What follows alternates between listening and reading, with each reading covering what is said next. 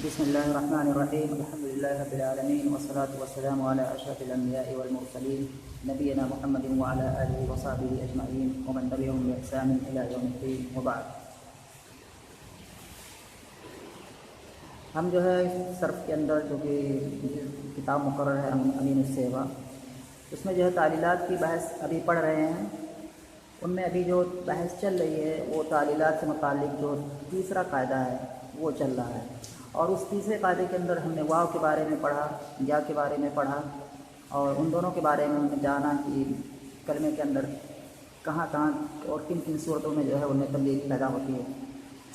بچی رہی جو چیز بچ گئی ہے اس قاعدے کے، اس تیسرے قاعدے کے اندر، وہ ہے الف. چنانچہ الف کے بارے میں اس قاعدے کے اندر بتایا گیا ہے کہ اگر الف ضمہ کے بعد ہو تو وہ الف واو ہو جاتی ہے. یعنی کہ کیا ہے، اس میں دو شک ہے، یا تو الف ضمہ کے بعد ہو یا کسرہ کے بعد ہو. اگر الف ضمہ کے بعد ہو تو واو ہو جاتی ہے. جیسے اس کو ہم مثال سے سمجھیں گے، جیسے یہاں پر ہے، یہاں پر دو کلمے لکھے ہوئے ہیں، ضاربہ اور دوسرا کلمہ ہے فعلا، اور یہ دونوں باب مفعلت سے ہیں، فعل ماضی کے صیغے ہیں.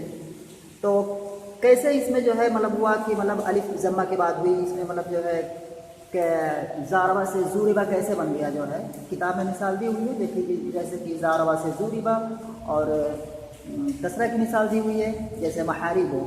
تو ان مثالوں کو ہم سمجھتے ہیں کہ مطلب کیسے یہ قاعدہ اس کے اندر پایا گیا ہے، کیسے زاربہ جو ہے زوربہ سے بنا، اور کہاں کس جگہ پر جو ہے الف ضمہ کے بعد پڑی ہے، جس وجہ سے کیا ہے اس الف کو واو سے بدلنا پڑا ہے. تو یہاں پر ہم دیکھتے ہیں سب سے پہلے جو ہے یہاں پر لکھا ہے کلمہ ضاربہ. ضاربہ یہ فعل ماضی ہے اور یہ معروف کا صیغہ ہے. اور فعل جو ہوتا ہے اس کی دو قسمیں ہوتی ہیں، ایک معروف ہوتا ہے اور دوسرا کیا ہے، مجہول ہوتا ہے. تو اگر ہمیں جو ہے اس ضاربہ کو جو ہے ہمیں اگر مجہول بنانا ہے تو مجہول بنانے کے مطلب جو ہے قاعدہ، اس کا ایک قاعدہ ہے، الگ الگ کلموں کے لیے الگ الگ قاعدہ ہے. سب سے پہلا اس کا جو آسان سا قاعدہ ہے جو کچھ کلمات پر فٹ ہوتا ہے وہ یہ ہے کہ فعل معروف کا جو پہلا حرف ہے اس کو ہم کیا ہے، سب سے پہلے اس کو ہم ضمہ دیں گے. تو یہاں پر جو ہے ضاربہ جو ہے اس کو ہم ضمہ دیں گے. یہاں ضاربہ کو ہم کیا ہے، ضمہ دیں گے. ضاربہ کو نہیں بلکہ یہاں ہم کیا ہے، سب سے پہلا حرف جو ہے زاد، اس کو ہم نے ضمہ دیں گے، کیونکہ مجہول بنانا ہے. تو فعل جو فعل معروف ہے اس کا جو پہلا حرف ہے اس کو ضمہ دیا جاتا ہے، اور اس فعل کا، اس فعل معروف کا جو آخری حرف ہے اس سے پہلے والا جو حرف ہے اس کو کسرہ دیا جاتا ہے. تو یہاں پر دو تبدیلی پیدا کرنی پڑے گی. سب سے پہلے تو ہم نے جو ہے ضاربہ میں فتحہ کو ضمہ دیا، اور دوسری چیز کیا ہے کہ آخری حرف سے پہلے والے حرف کو کیا ہے، کسرہ دیا جائے گا. تو یہاں پر ہم نے کیا ہے، اس کو کسرہ دیا. یہاں پر کسرہ دیا تو کیا ہے، یہ فتحہ کیا ہے، ہٹ جائے گا. یہ فتحہ کیا ہے، ہٹ جائے گا. اب یہاں پر کیا ہو جائے گا، اب یہاں پر جو ہے ضاربہ جو ہے اس طرح سے ہو جائے گا، ضاربہ ہو جائے گا، اس طرح سے پڑھا نہیں جائے گا. تو اب یہاں پر کیا ہے، الف ضمہ کے بعد واقع ہوئی، اور الف جب ضمہ کے بعد واقع ہوئی تو اس کو کیا ہے واو سے بدل جائے گا. یعنی کہ قاعدہ اب یہاں پر فٹ ہو رہا ہے. یعنی کہ جب ہم اس فعل معروف کو مجہول بنا رہے تھے، اور فعل مجہول کی جو بنانے کے لیے جو تبدیلیاں کرنی ہوتی ہیں وہ تبدیلیاں ہم نے کیا ہے اس کلمے میں کی، تو کیا ہوا کہ الف ضمہ کے بعد واقع ہو گئی، اور اس وجہ سے کیا ہے اس الف کو جو ہے ذات پہ جو ضمہ ہے اس کو، اس کا اعتبار کرتے ہوئے اس کو جو ہے واو سے بدل دیا گیا. تو یہ آگے کیا بن گیا، زوربہ. ایسے ہی قاتلہ جو ہے سیم اسی طرح سے اس میں بھی کیا جائے گا. قاتلہ جو ہے اگر اس کو ہمیں مجہول بنانا ہے تو سب سے پہلے کریں گے پہلا جو حرف ہے قاف ہے اس کو ضمہ دیں گے، اور اس کے بعد آخری حرف سے پہلے والا جو حرف ہے یعنی کہ لام سے پہلے جو حرف ہے جو کہ تا ہے اس کو کسرہ دیں گے. جب اس طرح سے کریں گے، جب یہ دو تبدیلی کریں گے تو قاف مضموم ہو جائے گا اور تا کیا ہے، مکسور ہو جائے گا. اور ایسی صورت میں کیا ہے، الف ضمہ کے بعد واقع ہوگی، اور اس وجہ اور اس طرح سے کیا ہے وہ جو یہ الف ہے اس الف کو کیا کیا جائے گا، واو سے بدل دیا جائے گا. تو یہ ہو گئی جو ہے مثال جو ہے کہ الف کے ضمہ کے بعد واقع ہونے کی. یعنی کہ جب الف ضمہ کے بعد واقع ہو تو کیا ہے وہ واو ہو جاتی ہے. الف اگر کسرہ کے بعد یا کسرہ کے بعد واقع ہو تو یا ہو جاتی ہے. یہ مطلب الف سے متعلق کیا ہے، دوسری چیز ہے کہ الف اگر کسرہ کے بعد ہو تو یا ہو جاتی ہے. تو اس کی مثال کیسے ہے؟ اس کی مثال ایسے ہے جیسے کہ محراب کی جمع محاریب. تو محراب کی جمع محاریب یہاں اندر جو ہے ایک جزئیے میں یہ چیز پائی جائے گی.